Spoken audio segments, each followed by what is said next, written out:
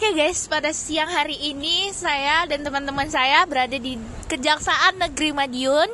Dan kali ini di siang hari ini saya dan teman-teman saya berkesempatan untuk mewawancarai seorang dari anggota Kejaksaan Negeri Madiun. Jangan lupa nonton dari awal sampai akhir. Dan perkenalkan, nama saya Yesika Kristela Simanjuntak dengan NIM 25117641125. Perkenalkan, nama saya Farania Ida Dwi Anjani dengan NIM 25117641449. Perkenalkan, nama saya Dela Kusma Wardani, NIM 25117640029. Assalamualaikum warahmatullahi wabarakatuh. Salam sejahtera bagi kita semua. Selamat siang bagi para hadirin sekalian. Saya bersama Bapak Heko Hadi Saputra SH yang akan kami wawancarai mengenai kedudukan dari kejaksaan di tempat ini. Selamat siang Bapak. Bagaimana kabarnya? Alhamdulillah baik. Alhamdulillah baik ya. Izin kami untuk mewawancarai Bapak pada siang hari ini mengenai kewenangan daripada Kejaksaan Negeri yang ada di Kabupaten Madiun. Seperti itu. Terima kasih. Pada pokoknya kejaksaan diatur melalui Undang-Undang Nomor 16 Tahun 2004. Nah, diubah lagi Undang-Undang Nomor 11 Tahun 2021. Nah, apa itu jaksa? Jaksa itu adalah penuntut umum, PNS yang diberi kewenangan untuk melakukan penuntutan. Jadi tugas pokok utama jaksa adalah di bidang penuntutan. Apa bedanya jaksa dan penuntut umum? Nah, penuntut umum itu pasti jaksa, sedangkan jaksa belum tentu penuntut umum. Jadi dikatakan penuntut umum ketika jaksa telah menerima surat perintah terkait dengan penuntutan oleh Kepala Kejaksaan Negeri, kalau di Kejaksaan Negeri. Bagaimana tugas pokok yang lain? Tugas pokok yang lain sudah diatur melalui Undang-Undang Nomor 16 Tahun 2004 serta Undang-Undang Nomor 11 Tahun 2021. Nanti bisa dijabarkan lebih lanjut lagi bahwa tugas pokok kami bukan hanya di bidang penuntutan. Oke, pertanyaan pertama dari saya Bapak, apa sih tantangan terbesar dalam menjalankan kewenangan konstitusional di tempat ini? Seperti apa Bapak? Bahwa bisa diketahui bersama bahwa kejaksaan itu ranahnya adalah di eksekutif ya. Ya. Bahwa jaksa Agung diangkat oleh Presiden, jadi melaksanakan kewenangan di bidang eksekutif. Akan tetapi lebih banyak menyelenggarakan pekerjaan di ranah yudikatif atau di bidang penegakan hukum. Tantangannya ya seperti penegakan hukum yang melibatkan para pejabat dalam hari ini karena terikat dalam suatu perjanjian di mana diikat karena diangkat oleh Presiden, sehingga ketika melakukan penanganan perkara itu ada sedikit hambatan. Akan tetapi pada dasarnya kejaksaan itu tidak berdiri di atas semua golongan, jadi tidak tajam ke bawah saja tapi tajam ke semuanya. Jadi penegakan hukum tetap pada koridor sebagaimana yang diamanatkan dalam undang-undang. Selain itu, tantangan terberat adalah harus bertugas di seluruh wilayah Indonesia, karena kejaksaan itu tidak hanya ada di Pulau Jawa saja. Jadi hampir 490-an kantor kejaksaan negeri yang tersebar di seluruh wilayah NKRI. Jadi tantangan terberat ketika berada di wilayah terluar Indonesia. Jadi kita susah sinyal, susah kebutuhan sehari-hari susah, terus sidang harus dari kantor ke pengadilan harus naik kapal, dan lain-lain. Itu menjadi tantangan tersendiri bagi kami dalam menjalankan tugas. Oke, berarti tantangan terbesarnya ketika kita berada di luar Indonesia, tantangan terbesarnya itu melalui sinyal ya Bapak, seperti itu. Karena kejaksaan itu tidak hanya berada di Pulau Jawa, tetapi tersebar di seluruh Indonesia yang berada 490-an kantor. Seperti itu Bapak. Betul. Oke. Selanjutnya pertanyaan kedua akan disampaikan oleh teman kami. Terima kasih. Lalu untuk pertanyaan kedua, yaitu sejauh mana transparansi dan akuntabilitas dijaga dalam pelaksanaan tugas? Ya, terima kasih atas pertanyaannya. Transparansi bahwa setiap penanganan perkara baik pidana umum dan pidana khusus sekarang sudah real time. Kenapa real time? Setiap mulainya diberlakukannya undang-undang baru terkait dengan kitab-kitab undang hukum pidana yang mulai berlaku tahun ini, setiap jaksa setelah menerima SPDP surat perintah dimulainya penyidikan sudah langsung berkoordinasi dengan penyidik dari polisi. Hal itu dimaksudkan untuk apa? Itu tadi seperti pertanyaan adik tadi, untuk menimbulkan suatunya transparansi terkait dengan penanganan perkara tadi. Nah, mulai dari SPDP datang ke kantor kami langsung berkoordinasi dengan penyidik. Selanjutnya terkait dengan pelaporan kegiatan penanganan perkara, setiap langkah penanganan perkara dilaporkan melalui sistem namanya CMS. Jadi setiap penanganan perkara mulai dari datanya berkas, mulai dari koordinasi dengan penyidik dan lain-lain itu dilaporkan melalui sistem sampai hingga ke pelaksanaan eksekusi. Pelaksanaan eksekusi berarti melaksanakan putusan hakim, itu juga dilaporkan. Selain itu, kami kepolisian dan pengadilan negeri melakukan koordinasi sehingga setiap penanganan perkara juga bisa dilihat melalui websitenya pengadilan. Jadi hampir semua penanganan perkara sekarang bisa dilihat oleh publik. Jadi tidak ada menutupi dan lain-lain, termasuk persidangan. Persidangan semuanya terbuka untuk umum kecuali pada perkara-perkara tertentu. Untuk pidana khusus, karena kita yang mulai dari penyelidikan, kita laporkan mulai dari penyelidikan, penyidikan, penuntutan, dan persidangan, kita rutin laporkan.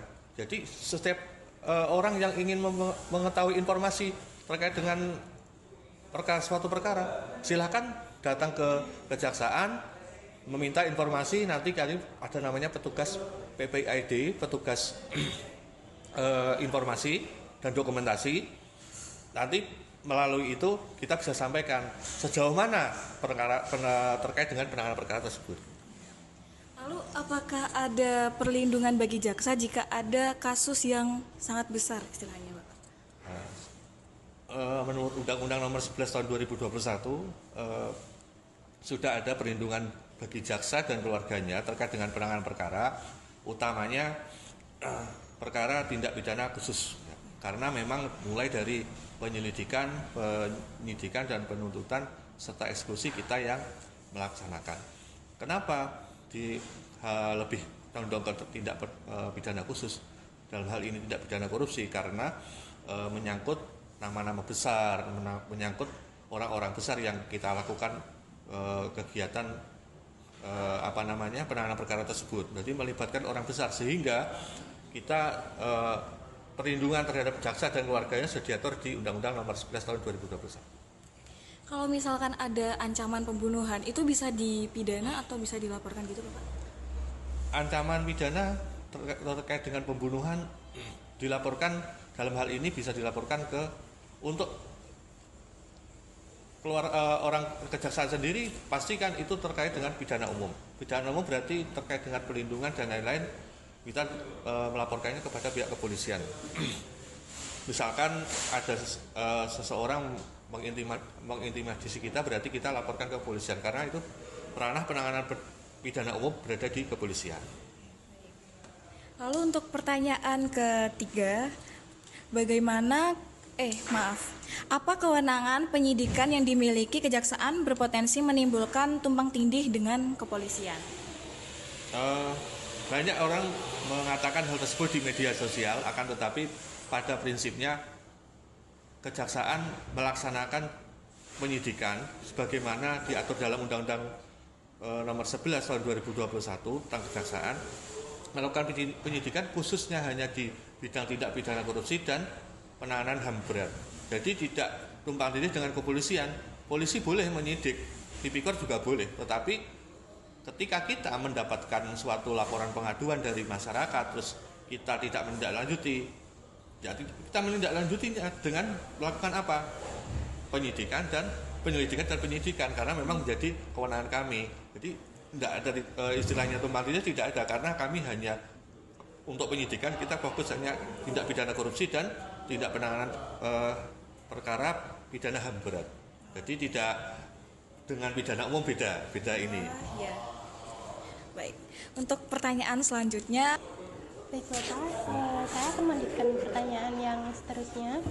Yang pertama, bagaimana kedudukan kejaksaan sebagai lembaga penuntut umum dalam struktur ketatanegaraan Indonesia ketika menghadapi dugaan tindak pidana oleh penjabat tinggi negara? Yang sebagaimana yang sudah saya terangkan pada pertanyaan pertama, bahwa kami adalah lembaga eksekutif yang dibentuk dan di Jaksa Agung dipilih oleh Presiden. Dalam setiap kegiatan yang dilakukan oleh kejaksaan pada prinsipnya berdasarkan peraturan yang berlaku. Contoh, kita melakukan penyidikan terkait dengan tindak pidana korupsi yang melibatkan pejabat negara, ya. Sebagaimana peraturan SOP yang kita lakukan, tetap kita melaksanakan sebagaimana apa yang diamanahkan oleh undang-undang, tidak memandang dia itu pejabat negara atau tidak pejabat negara. Sebagaimana telah kita ketahui bersama melalui media sosial atau melalui media televisi dan lain-lain, bahwa kejaksaan telah menyelamatkan kerugian keuangan negara hampir di atas 400 triliun. Bagaimana diantaranya korupsi di PT Timah, di PT Pertamina, dan di Jiwasraya dan Asabri, sehingga kami tidak perlu merasa rendah diri ketika melakukan penegakan hukum yang melibatkan pejabat-pejabat besar. Hal itu bisa dibuktikan dengan capaian kinerja kami yang sudah sangat luar biasa, bisa diakui publik bahwa kami merupakan penegak hukum dengan persentase kepuasan publik 80%. Jadi di survei kita penegak hukum paling favorit. Nah, yang seterusnya, dalam praktik penuntutan, bagaimana kejaksaan memastikan bahwa tersangka atau terdakwa dari golongan tidak mampu tetap memperoleh perilaku yang adil? Sebagaimana amanat undang-undang, siapapun yang dilakukan penuntutan, mau dari kalangan kaya dan kalangan orang tidak berada, kami tetap melakukan penuntutan berdasarkan fakta persidangan, Dek. Nah, fakta persidangan itu berdasarkan dari keterangannya saksi, keterangan terdakwa, termasuk juga alat-alat bukti. Jadi kalau ketika memang bukti sudah menunjukkan bahwa dia bersalah, kita tuntut sesuai dengan ketentuan yang berlaku. Akan tetapi tidak semua perkara diselesaikan di jalur pengadilan, bisa melalui sistem restoratif justice. Jadi adanya faktor pemaaf. Faktor pemaaf itu bisa dilaksanakan ketika ada unsur-unsur terpenuhi. Jadi tidak semua orang yang masuk dituntut di kejaksaan itu berakhir di dalam penjara. Jadi juga ada dilakukan dengan sistem restoratif justice lagi. Baik Bapak, Oke Bapak, terima kasih atas waktu dan kesempatannya pada siang hari ini yang telah menyempatkan waktunya untuk kami mewawancarain Bapak di Kejaksaan Negeri Kabupaten Madiun. Semoga informasi dan apa yang telah Bapak sampaikan kepada kami itu berguna bagi kami mahasiswa hukum, supaya kami bisa mengerti apa saja wewengan-wewengan yang harus dipatuhi oleh Kejaksaan Negeri. Oke, semoga Kejaksaan Negeri di Madiun ini bisa menjalankan tugasnya dengan sukses dan bisa membina dan untuk menjalankan tugasnya dengan baik. Terima kasih Bapak, kami ucapkan terima kasih atas kesempatan dan waktunya. Sukses selalu buat adik-adik di UNESA. Terima kasih Bapak.